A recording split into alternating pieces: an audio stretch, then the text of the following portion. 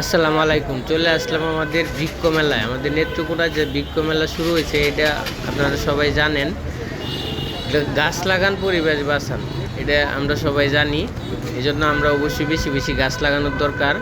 আর গাছ কই পাই এই মেলাতে আইলে আপনারা ফুলের গাছ থেকে শুরু করে ফলের গাছ সব রকম গাছই পাওয়া যায় মেলাতে।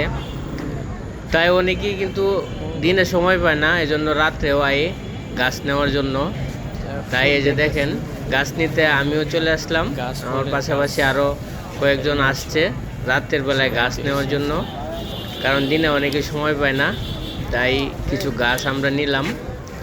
আরেকজন আসছে, এই যে সেও গাছ নেওয়ার জন্য আসছে। শুনেন কি বলে। 15টা গাছ কিনছি। 15টা ব্রুনাই কিং, এরপরে হচ্ছে এই গাছটা কি পছন্দ?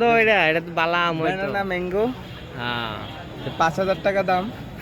ও আচ্ছা আচ্ছা। এই ব্যানগাড়ি গাছ থেকে কিনছিস নাকি ব্যক্তি?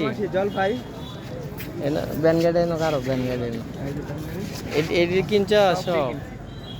ঠিক আছে, যত বেশি গাছ লাগান যাবে পরিবেশ সুন্দর হবে। পরিবেশ যদি একবেন করে সবাই কিন্তু মেলা টাকা পাইছে লয়। হ্যাঁ ঠিক আছে, ঠিক আছে না? ঠিক আছে।